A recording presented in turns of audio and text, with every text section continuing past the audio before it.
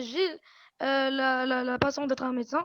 Je veux être un médecin au futur, mais l'entourage et les idées qu'il y a, ils disent que 12 ans, c'est un peu dur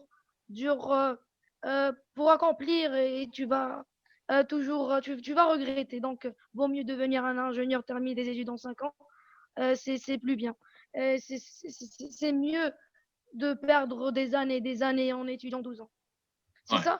Des fois, je suis convaincue, des fois, je change mon idée, donc je suis dans un dilemme. je comprends ce que vous voulez dire. Alors, en fait, cette histoire, pas cette idée-là, elle est assez répandue parce qu'en fait, même ici, même moi, je me dis, ouais, purée, à 25 ans, mes potes en ingénierie, bah, ils auront une voiture, une maison, un travail, une femme, des enfants, et moi, je serai toujours à la fac. Et en fait, bah, tu te dis, c'est tout. Si c'est le prix à payer pour atteindre ton rêve, ton objectif, bah, tant pis. Tu vas passer de 12 ans sur le. Et en fait, c'est pas 12 ans, c'est 6 ans ou 7 ans à la fac. Et après, ça y est, après, tu travailles à l'hôpital, t'as un salaire minimum. Voilà, quoi, tu as de quoi te débrouiller. Certes, tu auras un salaire, mais tu vas pas mourir de faim, on va dire.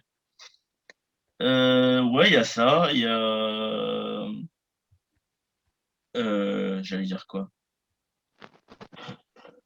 C'est surtout ça, ouais. La motivation, si c'est ton rêve, si c'est ton objectif, bah fonce. Vraiment, continue. Euh, vaut mieux allez, faire des sacrifices et être content après que faire 5 ans d'ingé et devenir ingénieur et pas t'épanouir dans ton métier. L'objectif, c'est quand tu vas faire ton métier, c'est quand tu te réveilles, ne pas te dire, ah mince, je dois me réveiller, je dois aller travailler, je suis fatigué.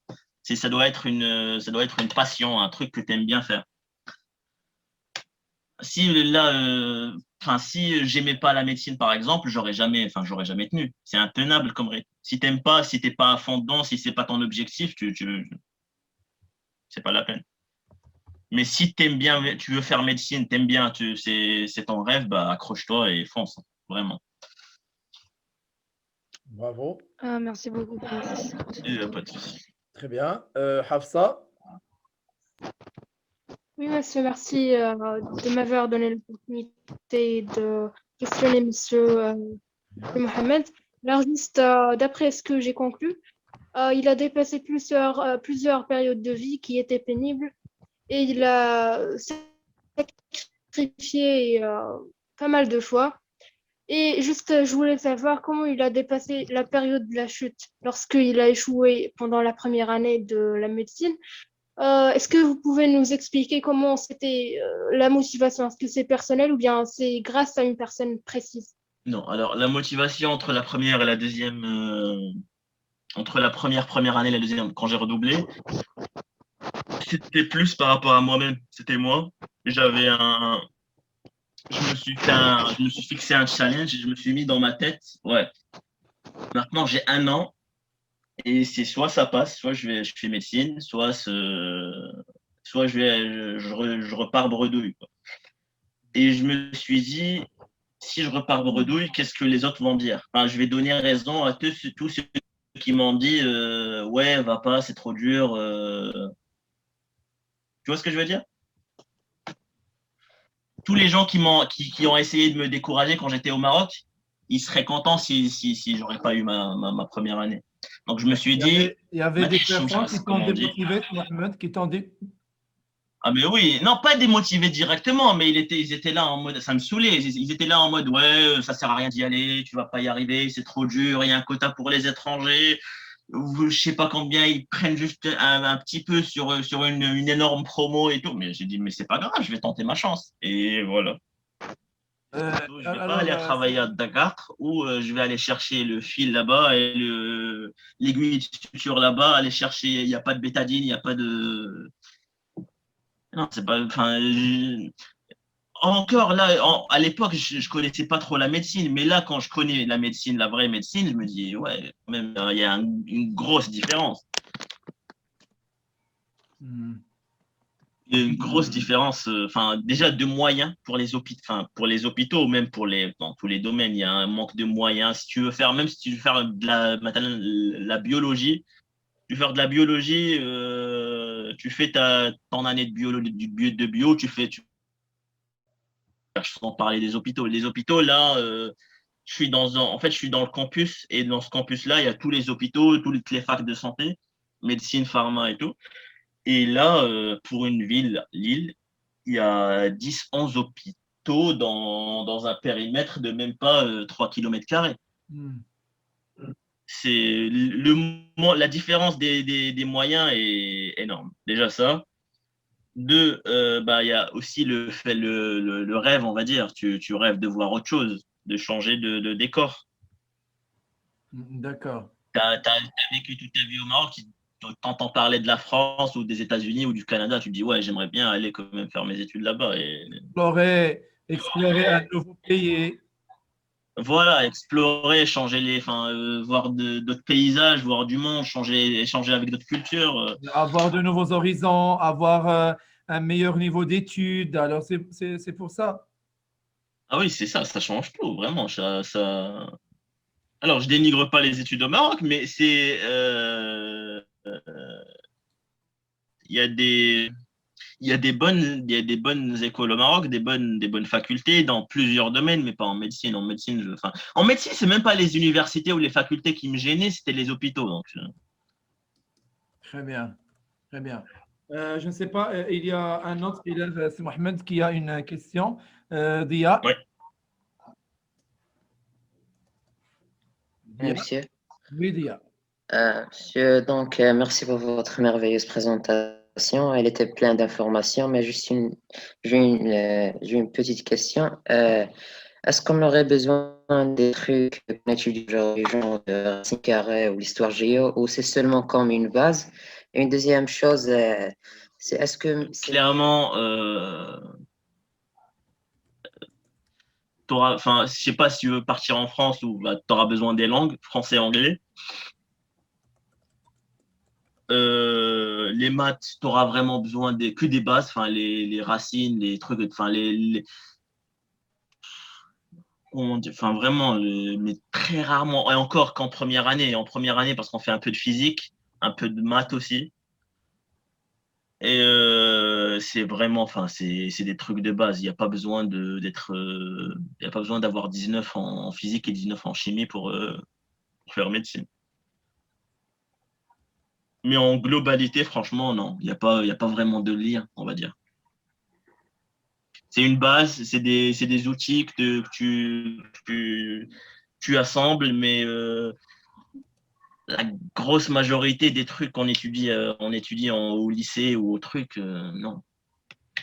Parce qu'en fait, alors comment t'expliquer, quand on commence les études dès le premier jour, par exemple, le premier cours de chimie, bah, t'imagines, le premier cours de chimie, bah, elle nous a expliqué c'est quoi une atome, c'est quoi une molécule.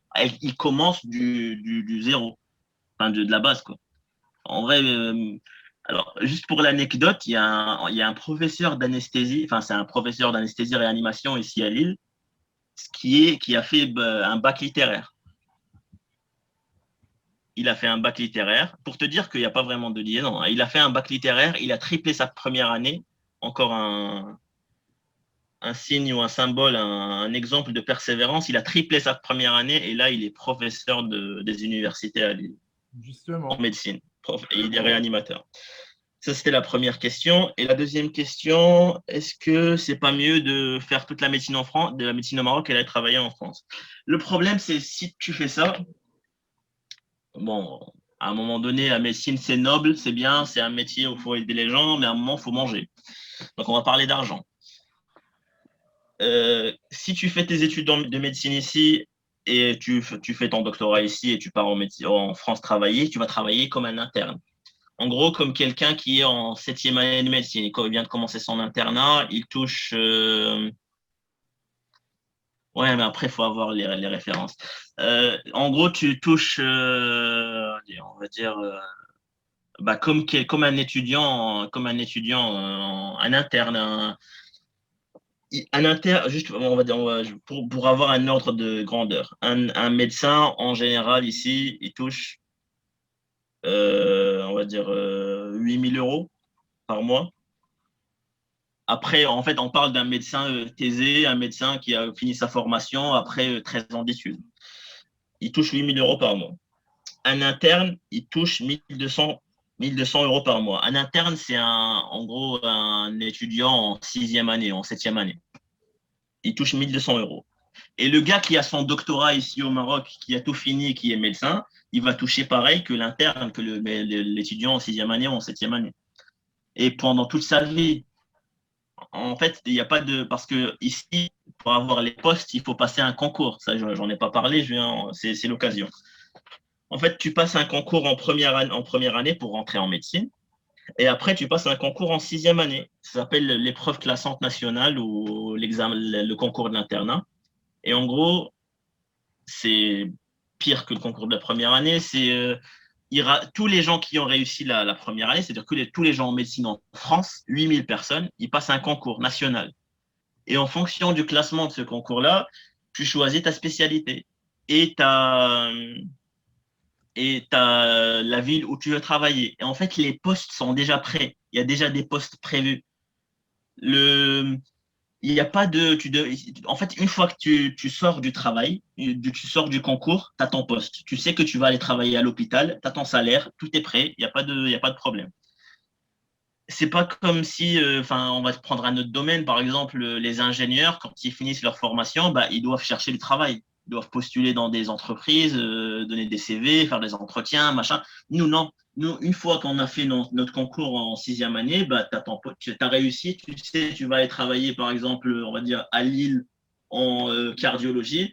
Bah, tu vas travailler à Lille en cardiologie. Ça, c'est ton poste, il est là. Et en fait, le concours en première année, il est fait pour ça.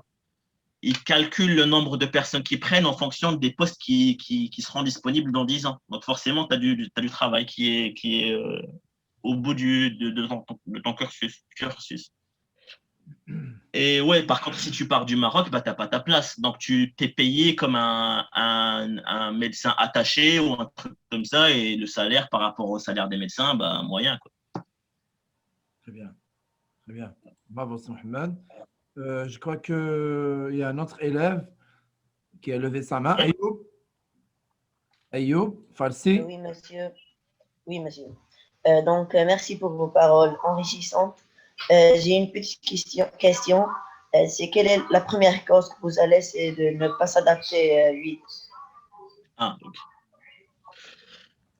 Alors, c'est déjà la difficulté du truc, parce que vraiment, je pense que ce problème d'adaptation, il est partout, pas qu'en médecine. Même si tu fais la fac en bio, les premiers mois, c'est difficile. Même en lettres, les premiers mois, c'est difficile.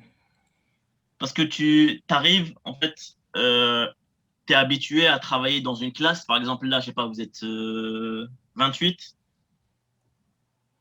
vous êtes un petit groupe, vous voyez tous les jours, c'est le même prof, il vous connaît, vous connaissez le prof, vous vous connaissez, vous avez vos repères, vous connaissez au Qura, vous connaissez votre lycée ou votre collège, et tu arrives, tu es dans un amphi avec 500 personnes, avec le prof qui fait son cours, bah, en gros, c'est un cours, il n'y a pas d'interaction, c'est-à-dire que quand M. Samad fait son cours, tu n'as pas compris un truc, tu lèves ta main et tu poses la question. Nous, non, nous, tu es à 500. Si chacun lève sa main pour poser la question, ils ne vont pas s'en sortir. Donc, il n'y a pas de question. Donc, il fait son cours, c'est comme s'il faisait un exposé en 1 heure et après, il part. Et tu te retrouves avec, ça c'est déjà de une, c'est l'environnement qui change. Tu es dans un amphi, tu connais personne, la personne qui est à côté de toi, tu la revois jamais. C'est dur de se faire des connaissances. Il y a aussi le rythme. Le rythme, c'est pas le même. Quand je compare ce que le prof fait ici en 1 heure avec ce que le prof de SVT faisait en 1 heure, ou même Aya qui me raconte ce que la prof a fait en 1 heure, moi, l'écart est monstre parce que le prof, le nombre d'informations qu'il te donne en 1 heure, c'est pas l'équivalent de 3 mois au lycée, on va dire. Parce que on va prendre un exemple concret. Il y a quelqu'un, enfin, je sais pas. euh, ouais, Aya, et je crois, ceux qui sont avec Aya, il y a Nirma, je crois. Et bah, ils sont en train de faire de la génétique là en SVT. Et enfin, ça fait 10 mois qu'ils font de la SVT, le même cours. Et en fait, ce qu'ils ont fait depuis je sais pas combien en génétique, bah, nous, on le fait en 1 heure, clairement. Toute la génétique là, le truc, on le fait en 1 heure. Et Oh, le rythme, il est violent. Le rythme est violent. accélère. Après, il faut s'habituer. Hein? Là, j'ai 1 semaine pour bosser ça. Bah, si je fais phrase par phrase, en train de répéter la phrase, et à chaque fois je répète, et bah, je vais jamais m'en sortir. Donc, je prends mon truc là et je le fais. Juste, je lis. La première fois, c'est juste, je lis le cours. Je prends un fluo, un truc comme ça pour fluoter. Je fluote je surligne ce qui est intéressant. Et je fais ça pour tous les cours. Et après, quand je revois, quand je revois le cours, bah, je revois. Enfin, c'est difficile à expliquer, mais c'est une méthode. C'est-à-dire que j'ai un cours, c'est comme lire, mais essayer de retenir en même temps, même si je retiens pas tout dès le premier coup, c'est pas grave. Parce que je sais que je vais refaire une deuxième couche et une troisième couche derrière. Donc je lis, je retiens les gros trucs. Après, la semaine d'après, quand je vais refaire le cours, je vais me dire, ouais, ça je connais, ça je connais, ça je connais. Maintenant, je vais apprendre un autre truc.